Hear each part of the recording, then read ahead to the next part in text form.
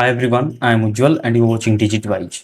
In this video, I am going to show you how to keep your Mac display on while charging. So if you usually work with your Mac plugged into a charger, you may want your display to stay on longer so you don't have to keep waking it up. This is useful while reading long documents, watching videos, running downloads, or keeping important information visible on your screen. So instead of turning the feature off completely, you can choose the setting that works best for the way you use your Mac. So if you would like to do that, first click on the Apple logo at the top left corner and then choose System Settings. Now in the left side pane, scroll down and then go to Lock Screen. Now find the option Turn Display Off on Power Adapter when inactive. And then click on the drop down menu right to it. Now here choose either the longer time or never depending on whether you want to display to stay on longer or not turn off at all. I prefer to choose never option, so choose it accordingly, and from now on your Mac will use